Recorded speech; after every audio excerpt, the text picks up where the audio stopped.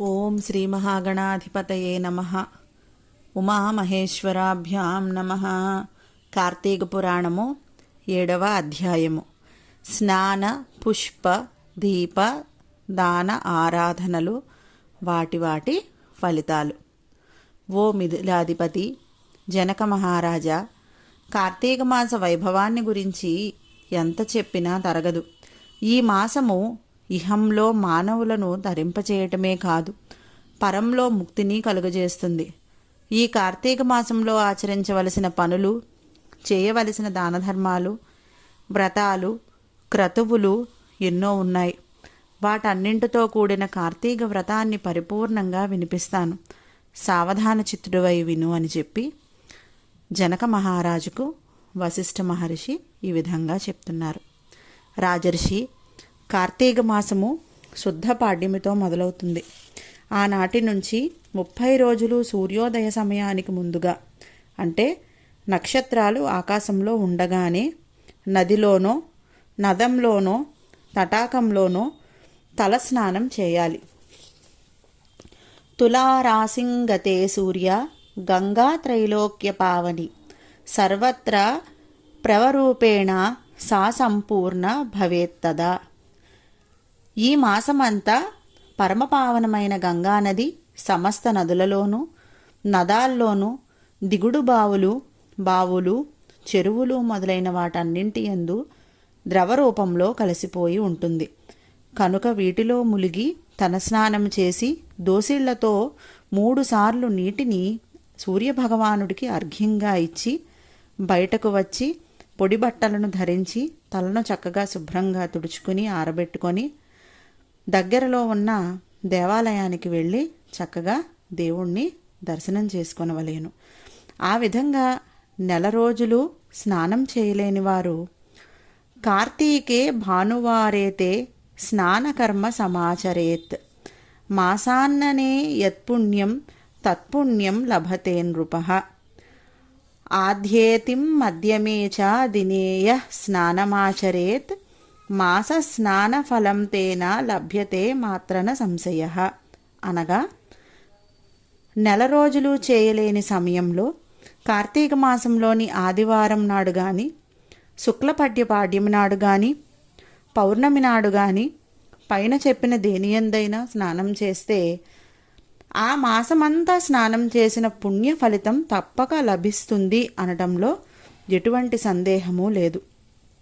స్నానం చేసిన తరువాత ఇష్టదైవం యొక్క ఆలయంలో, అంటే హరిహరులు ఎవరి ఆలయంలోనైనా సరే ఒకదానికి వెళ్ళి గోపురద్వారం దగ్గర కానీ స్వామివారి ముందు కానీ దీపారాధన చేయాలి.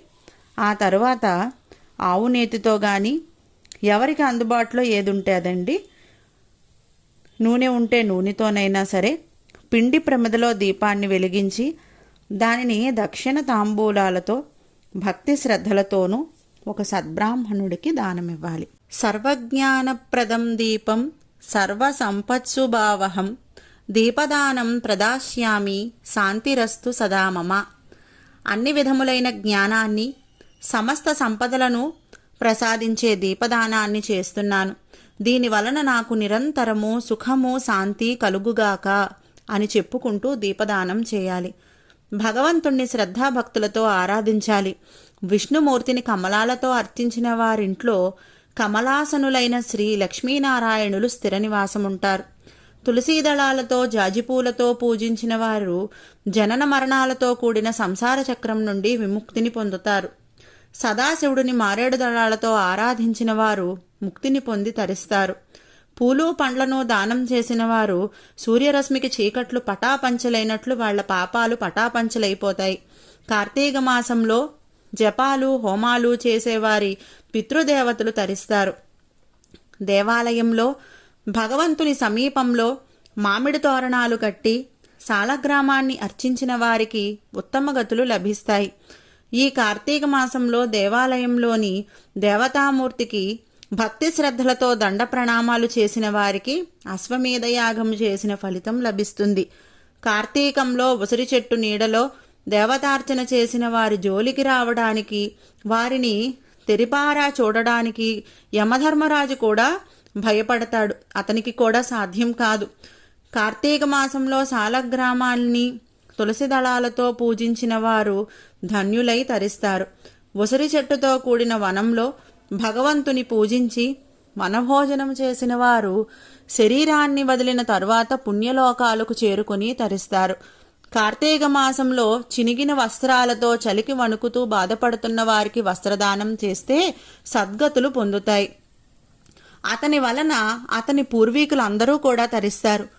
కార్తీకంలో శ్రీహరిని అవిసి పువ్వులతోనూ తులసీ దళాలతోనూ ఆరాధించిన వారు ఈ లోకంలో సౌఖ్యమును అనుభవించి పరలోకంలో ముక్తులై తరిస్తారు.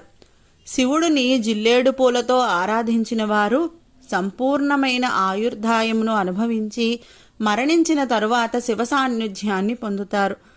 కార్తీకంలో స్నానము, దీపారాధన, దీపదానము, వనభోజనము, దేవతారాధనలు చేయటము వలన కలిగే ఫలితము ఇంత అంతా అని చెప్పటానికి వీలు కానిది.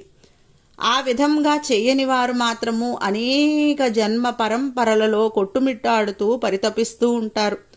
కార్తీక మాసంలో ఇతరులు వెలిగించిన దీపాలను చూసి ఆనందించేవాళ్ళు, పూజా పురస్కారాలలో ఇతరులకు సాయపడేవాళ్ళు, భగవదారాధనలకు సమారాధనలకు సహకరించేవాళ్ళు, పురాణ కథాకాలక్షేపాలలో పాల్గొనేవాళ్ళు, ఆలయాలలో దేవతాస్థుతులను గానం చేస్తూ వాళ్ళు ఈ లోకంలో సుఖశాంతులను పొందగలుగుతారు. పరలోకంలో దైవ సాన్నిధ్యంలో ఉండి చివరకు ధ్రువలోకానికి చేరుకుంటారు. ఈ కార్తీక మాసంలో సోమవారాలు, పౌర్ణమి రోజు చాలా ప్రశస్తమైన పర్వదినాలు.